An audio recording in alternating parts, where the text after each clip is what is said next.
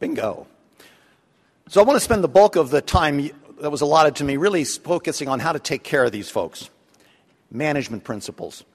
And again, our pathogenesis slide, I want to use that slide because it gives me a framework to talk about where we might intercept this process.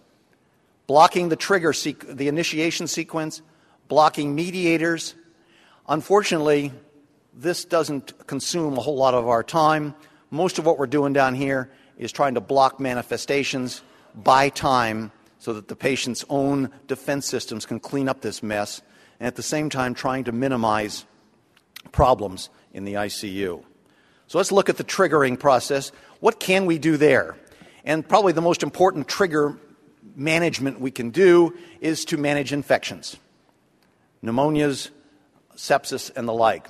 And we have plenty of sessions in this course that will deal with antibiotics and the like, and I'm not going to belabor them. Just the point is, unfortunately, with ARDS, the only trigger blockade we've got that's worth anything is management of infections, usually with antibiotics. How about blocking mediator activity? This has consumed an awful lot of time, money, and energy, and has yielded very, very little. So let me touch on 4 areas: failed trials, coagulation cascade, steroids, and the notion of immunonutrition. All of these are ways of trying to intercept that cellular mediator cascade. And let's start up here at the top. Failed trials. This is a very short list. We probably could have 3 or 4 slides of all the trials that have been looked at in ARDS, usually in conjunction with sepsis, that have been miserable failures. Miserable failures. They all looked good in animal models, and they all fell flat on their face when they were put into large clinical trials. This represents, as I say, just the tip of an iceberg. There have been hundreds of millions, probably in the order of tens of billions of dollars, spent trying to block cascades, inflammatory cascades in ARDS and sepsis. So why doesn't it work? Why doesn't it work? Were they bad drugs to begin with? Well, no. No pharmaceutical company is going to take a drug that looks lousy in animal models and try to subject it to a clinical trial. So to say these were bad drugs is probably not a way of explaining all these failed trials. They clearly worked in animal models. They clearly worked in the test tube. They clearly improved outcomes, sometimes in very small, select clinical groups. But yet they went on to fail in large-scale trials. Was the dosing wrong? Well, this is a possibility. This is a possibility. The doses in the test tube or in animals or even in very focused small clinical trials may not account for a lot of comorbidities that could affect dosing or clearance of drugs. That's just a theory. Was the study design bad?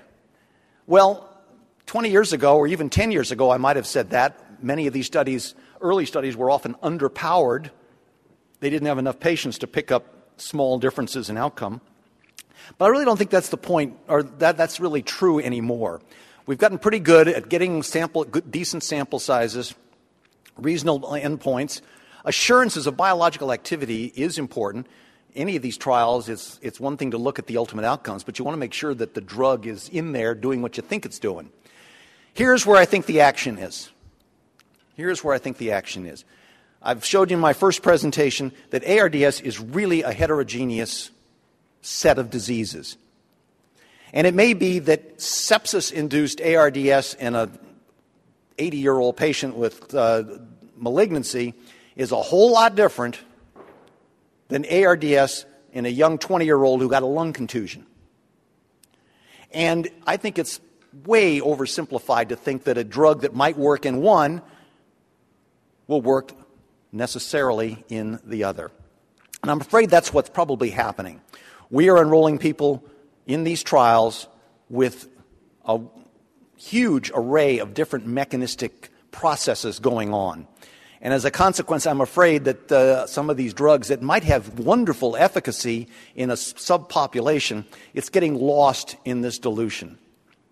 And this is a big problem for anybody doing clinical trials. We in critical care envy the cardiologists who can take 30 and 40,000 patient studies and test one drug versus the other.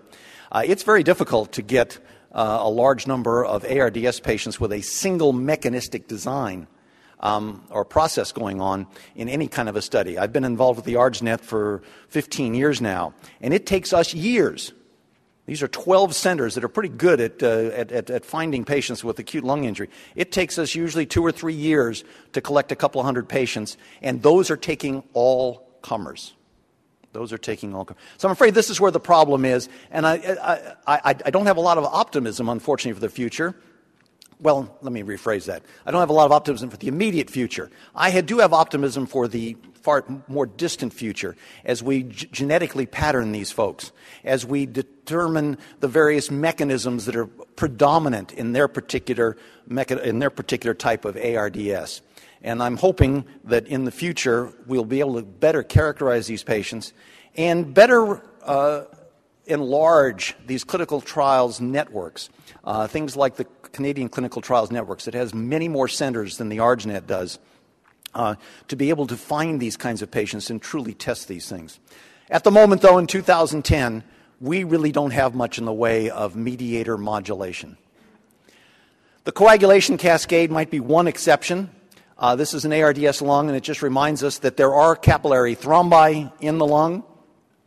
And there is this one drug out there, activated protein C, that does have anticoagulant properties and has been shown, as you all know, in the Prowess trial to offer a benefit in very sick septic patients.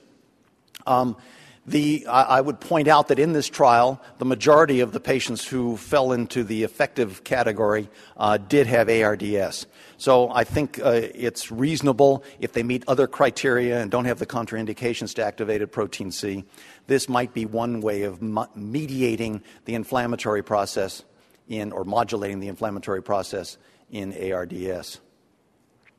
Steroids, oh boy. This is a can of worms, right? High doses do not appear to be effective in sepsis and the systemic inflammatory response syndrome. A number of trials were done back in the 1990s that showed that in sepsis, most of whom had ARDS, high dose, what we called industrial dose steroids, did not offer benefit and in fact may have caused some harm. Having said that, there are some forms of ARDS that do appear to be, if you will, a hypersensitivity kind of a reaction. And in those very specific patients, perhaps steroids might be of some use acutely, but that's certainly not the majority and certainly not routine. I'm not going to belabor this point. It'll be discussed elsewhere in the course.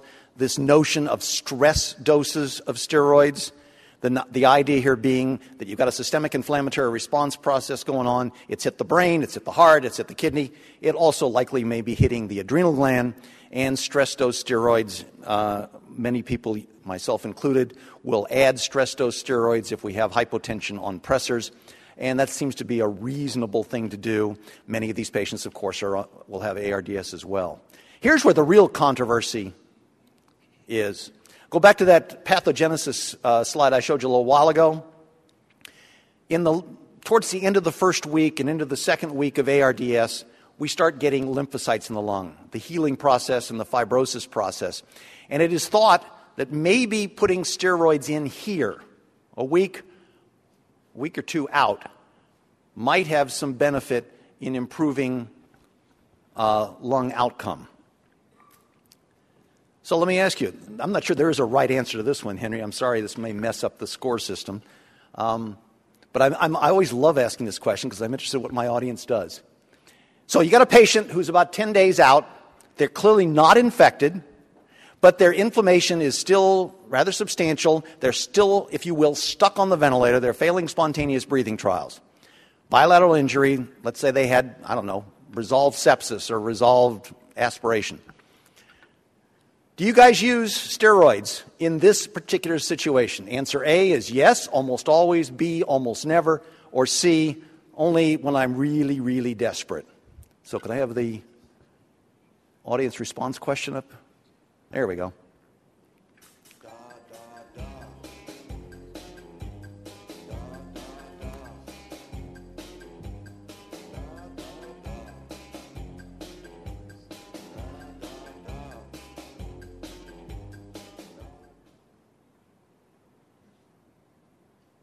There we go. Kind of an interesting distribution here. If I add A and C together, it looks like steroids are generally favored by this group, although most of you are rather reluctant to use it. This is kind of a response I get from most people. I'm going to fess up. That's what I do.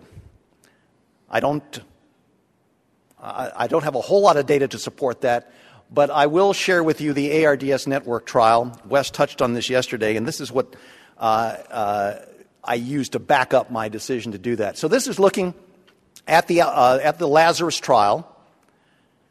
This was an extraordinarily difficult trial to do. It took many years. We only got 180 patients. Trying to find late-stage ARDS that was not clearly infected was a challenge. So I think one message here is that this scenario doesn't occur very often in our ICUs, but it does occur. So half the group got randomized to methylprednisolone, half got placebo.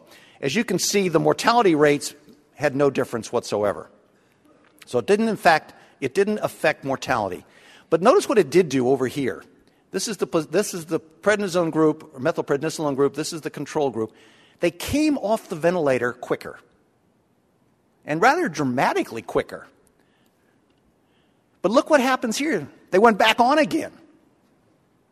Now, what on earth is going on here? So it looks like there was a very beneficial effect early, but it sort of went away. What on earth is going on here? Well, there are two explanations for this. There are two explanations. And it's really kind of cool because the two explanations are polar opposites of each other. Explanation number one. If you looked at the patients who got methylprednisolone, there was a significantly more patients with myopathies. Steroid myopathies, maybe.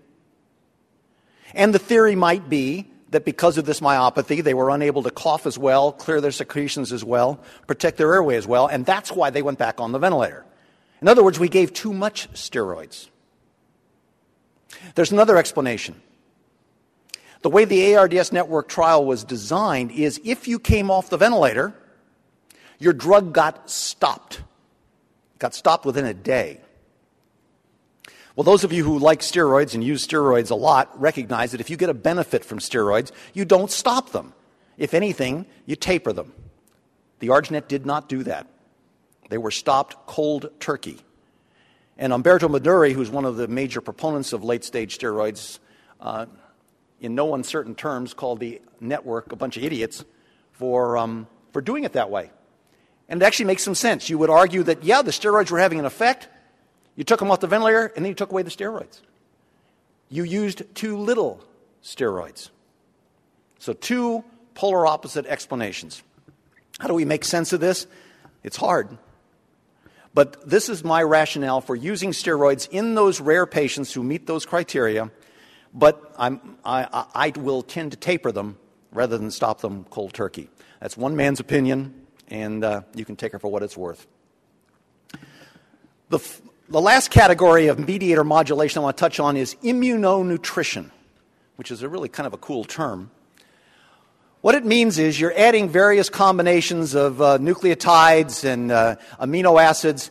Probably most important is this omega-3 fatty acids to feeding formulas. And this is not a new idea. It's been around for a while. There have been a number of studies looking at this, suggesting that this combination of nutrients may actually reduce inflammation. It's been looked at a lot in sepsis and in infectious disease processes. There actually have been 3 randomized controlled trials over the last 10 years in patients with ARDS, all 3 of which were rather impressive. This is the most recent one out of Brazil. This is looking at mortality in the control group versus the group given the immunonutrition. Very highly statistically significant. Now, as you look at this graph, you realize, my goodness, look at that control group. They had a 70% mortality. So this is obviously an unusually sick group of patients. But nevertheless, these 3 randomized trials all were pointing in the same direction. And it actually got to the point that several consensus groups actually said that patients with ARDS ought to have these nutrients in their formula. So the ARDS network tackled this problem with the Omega trial. So diet enriched with omega-3 fatty acids, et cetera, versus an isocaloric control, and it got stopped. It got stopped by the DSMB for futility. It wasn't going anywhere.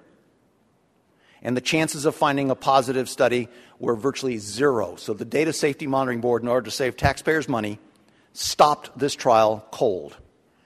Now, how do we make sense out of this?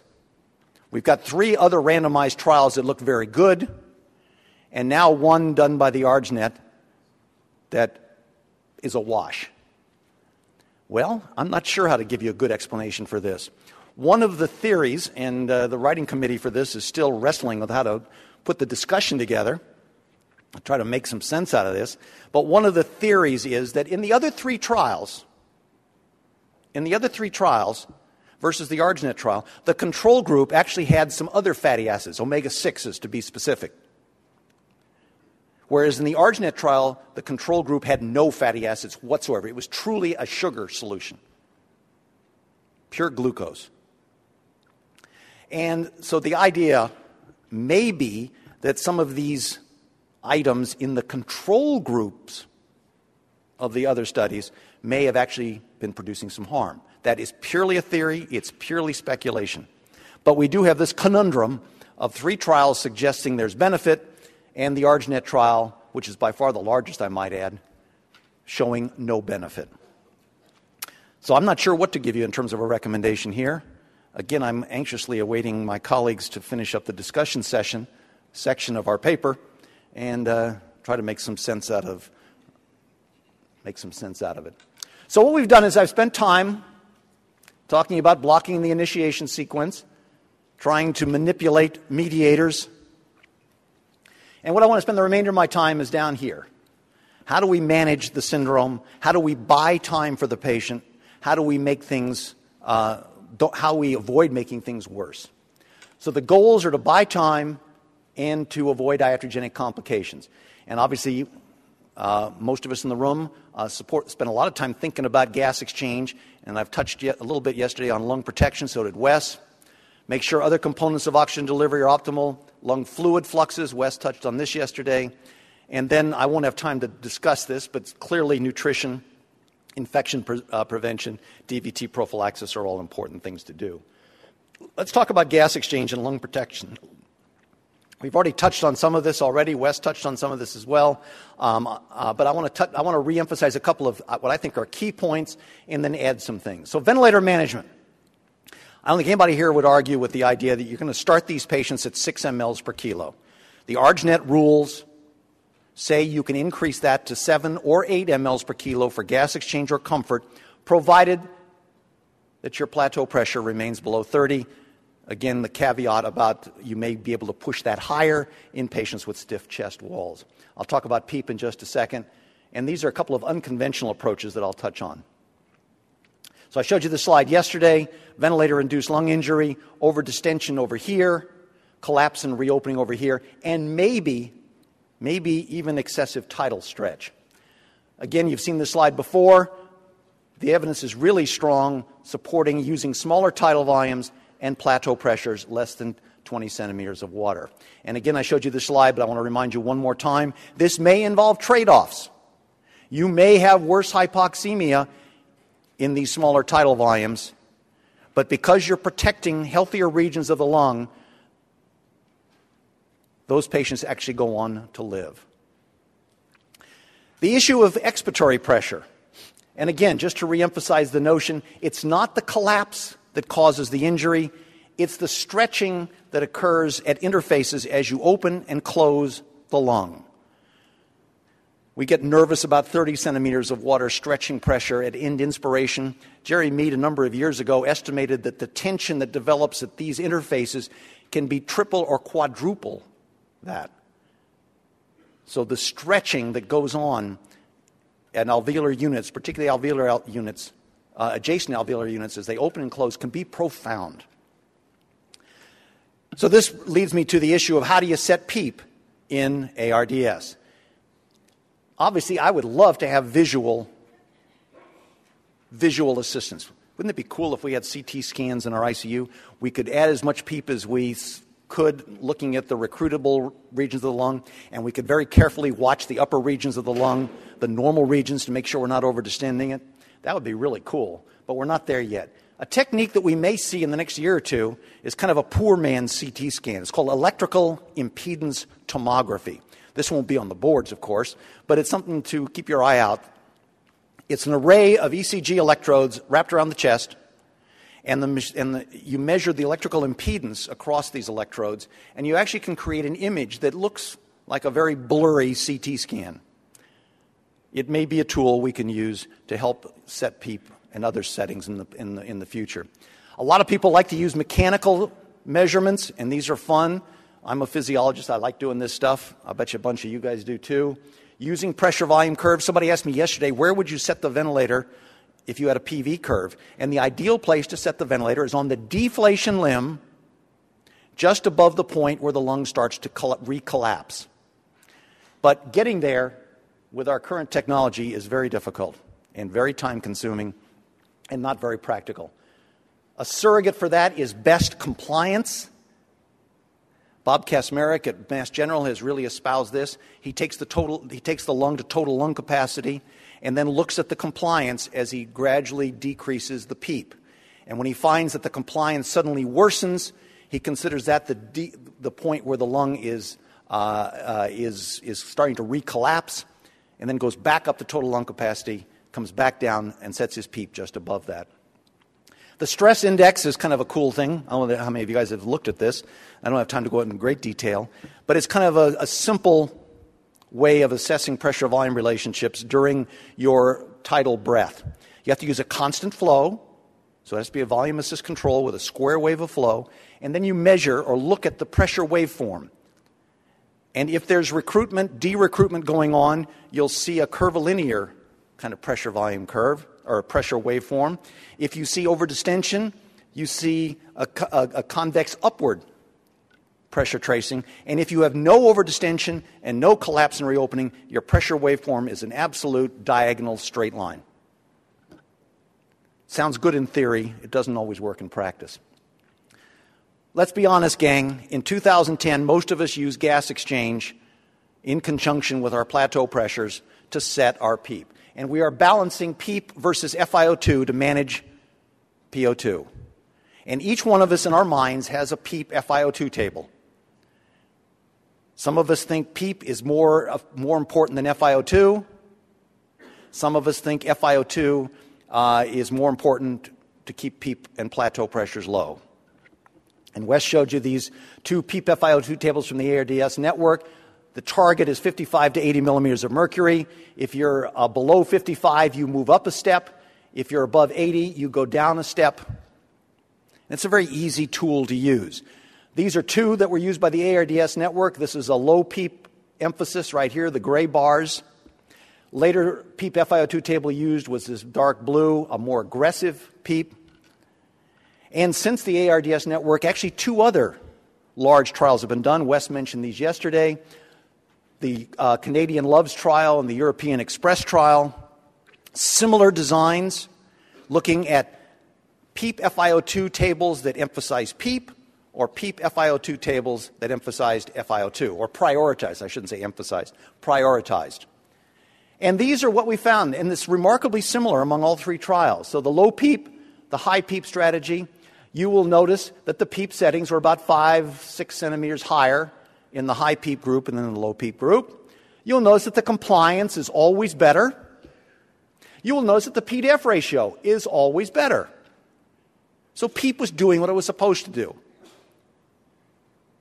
was recruiting lung, or at least preventing de-recruitment, and it was lowering the need for FiO2. Those are all good. However, the plateau pressure was also higher in the high PEEP group. That may be bad. And if you guys will remember that animal I showed you yesterday, what's good for the base of the lung may be really bad for the apex of the lung. What's good for sick regions may be really bad for healthy regions. And I think that's what these data are showing us. There's some really good things going on in terms of lung recruitment, but there's some potential harm going on in terms of overdistension. This is a very busy slide, but I think it's a very important slide. Let me walk you through it. These are two meta-analyses that have been performed on on all three of these trials, both reported in the last year or so. This is a traditional meta-analysis up here. The ARDS network, the Canadian and the European trial, the forest plot here. This would favor high PEEP over here. This would favor low PEEP over here. And as you look at all three of these trials, they all favor high PEEP, but none of them reach statistical significance. Even when you do the traditional meta-analysis right here, it does not reach statistical significance. So you get a hint that high PEEP may be beneficial, but it doesn't reach statistical significance. Now here's what I thought was really clever, because all three of these groups got together, the Canadians, the ARDS-net, and the Europeans, and they brought with them their disk of data.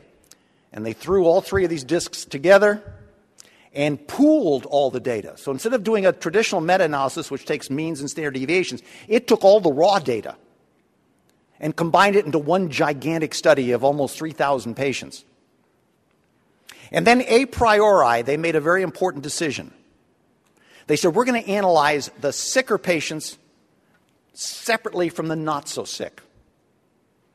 Those who had ARDS versus those who had just ALI, acute lung injury, but not ARDS. And lo and behold, what they found is here. This is the very sickest population with ARDS, and they found a statistically significant benefit to the higher PEEP strategies. Now, the interesting part about this is over here, the patients with acute lung injury, they found exactly the opposite. Although it does not reach statistical significance, there are fewer patients here, the trend is in the opposite direction. It favors low PEEP. I think this fits very nicely in our concept of heterogeneous lung injury and the balancing between sick regions and healthy regions. I think what it's telling us is that in very sick lungs with a lot of inflammation and meeting ARDS criteria, the benefits of trying to open up some of those lung units outweighs the potential risk of overdistension. But in less injured lungs, the reverse is true, that the use of PEEP to try to open up less sick lungs is outweighed by overdistension problems caused by the excessive use of PEEP. I think it fits very nicely into our concept of regional lung injury and applying different strategies, balancing overdistension and recruitment differently depending upon what kind of lung disease you have. Very interesting result. People ask me about recruitment maneuvers. This is the traditional recruitment maneuver right here, described by John Marini a number of years ago. You take the lung to about 40 centimeters of water and you hold it for about 40 seconds. John Marini terms this the 40-40 rule. Why do we do a recruitment maneuver? Well, remember, PEEP does not recruit the lung. PEEP only prevents de-recruitment. PEEP only keeps open what you have opened during the inspiration. So the idea behind a recruitment maneuver is to take the lung all the way to total lung capacity and then come back to your level of PEEP. And this is also from John Marini's work, and it reminds us, this is just looking at three different ways of doing the recruitment maneuver. That's not important. This is the baseline. This shows you the response. So you do the recruitment maneuver and you get a big response in oxygenation. The key message here, though, is if you don't have any PEEP on the system, or you haven't changed the PEEP, that effect is lost fairly quickly. Here's a modest level of PEEP, and the effect is maintained. And here's the appropriate level of PEEP. So you recruit the lung and you hold it with the application of an appropriate level of PEEP. Notice that without the recruitment maneuver, eventually you get there, but it takes longer. And I think that's what recruitment maneuvers will do for us. They get you the lung recruited quicker, but it's really key to remember, if you're going to do this, it's got to be tied to a PEEP strategy. It makes no sense to do a recruitment maneuver and get a benefit and bring that poor patient right back down to where they were before, because you'll lose that effect. So recruitment maneuvers are used, or should be used, in my opinion, in those situations where you are going to be increasing PEEP, or you may have lost PEEP. a disconnect, for instance, or a suctioning procedure. So those are sort of conventional strategies. Tidal volume, 6 mLs per kilo, plateau pressures, and we talked about PEEP. How about unconventional approaches? And I'm just going to touch on two of them because these two are both commonly used. This is airway pressure release ventilation. We talked about a little bit yesterday. Airway pressure, and this is flow. It's a reverse, it tends to be, or it's usually used as a reverse ratio, long I time, short E time kind of strategy. Spontaneous breaths are allowed throughout the respiratory cycle. Now, if you think about this mode for a second, if you turn this into a normal ID ratio, short inspiration and long expiration, and still allowed spontaneous breaths, what have you got?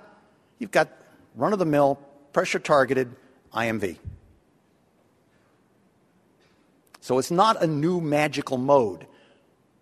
The innovative part of it is to lengthen the I time and shorten the E time. The theory is longer I time gives more lung units time to open up. The short E time will actually produce a fair amount of intrinsic PEEP. You don't believe me? Next time you put somebody on this mode, push the expiratory pause button right there.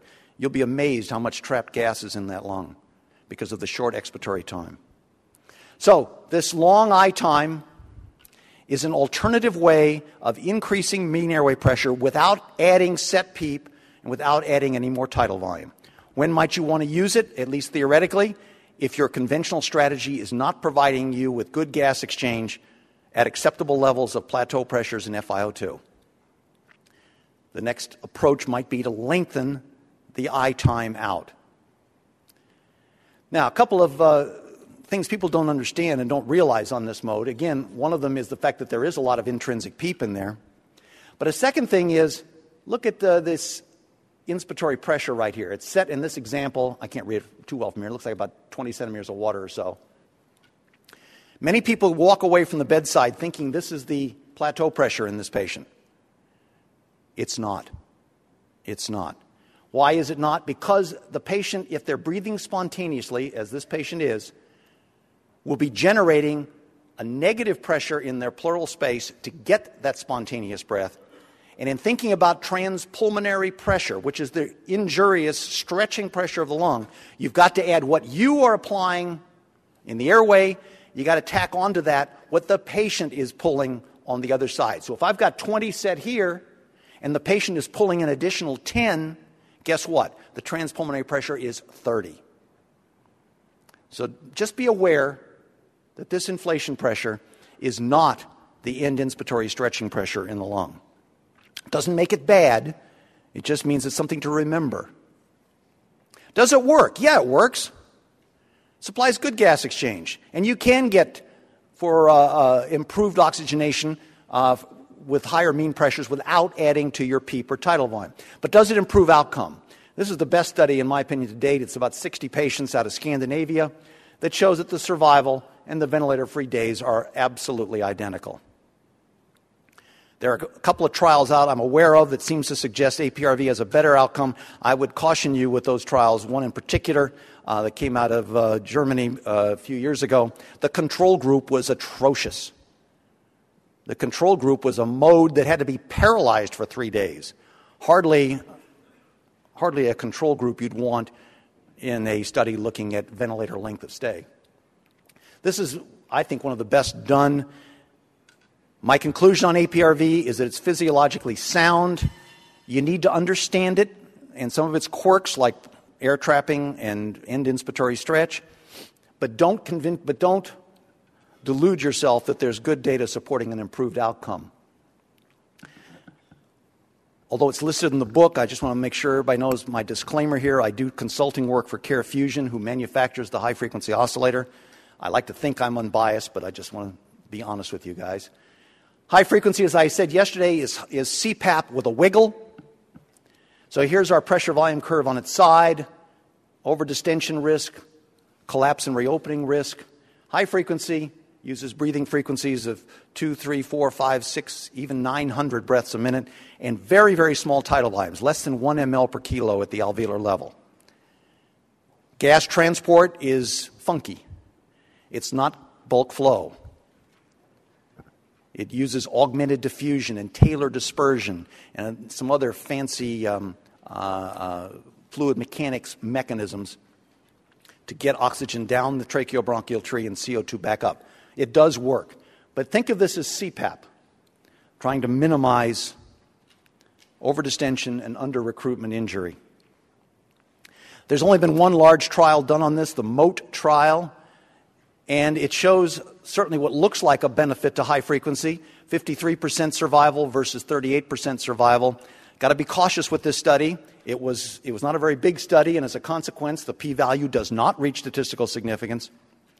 Perhaps more importantly is the conventional strategy. This was done before the ARDS-net. It used a controlled tidal volume of 10 mLs per kilo. So we've got to be careful in over-interpreting this result. But certainly it's in the right direction, and it was these data that got this device approved by the FDA. And in our institution, it's the device we go to in patients where we're not getting adequate oxygenation. We have reached unacceptable levels of FiO2 or plateau pressure or both. So let me sort of summarize my little table here. I think these are clearly important to do. Both of these are strong maybes. I don't have time to go through them, but you heard a little bit about it yesterday. Wes talked about the proning studies, multiple studies showing improved oxygenation, but none of them showing improved outcome. And similarly, surfactant. There have been a number of surfactant studies administering artificial surfactant that have also shown improved mechanics and gas exchange, but have yet to show an improved outcome. And so these just get maybe recommendations from me. Perflubron and inhaled nitric oxide should not be used. Should not be used. So let's go on to assure other components of oxygen delivery are optimal. You want to make sure that the cardiac output and the oxygen and the hemoglobin contents are decent. And let me touch briefly on fluid management. Fortunately for me, Wes covered a lot of this yesterday. The goal or the argument for years has been, should we emphasize dry lungs and sacrifice perhaps the kidney in terms of perfusion, or should we focus on perfusing kidneys and other organs and let the lungs get a little wetter? And there's a huge body of evidence supporting both strategies. Interesting enough, the wet is better strategy usually comes from our surgeons. The dry is better tends to come from pulmonologists. Wes touched on this. I'll ask you the question, make sure we got it straight. What is the best fluid strategy in ARDS? Conservative fluids, monitor with either a central venous or a pulmonary artery catheter, doesn't matter. Conservative fluids, monitor with CVC only. The PAC is contraindicated. Liberal fluids, monitoring with either catheter. Liberal fluids, monitoring with a central venous catheter. Again, pulmonary artery catheter being contraindicated.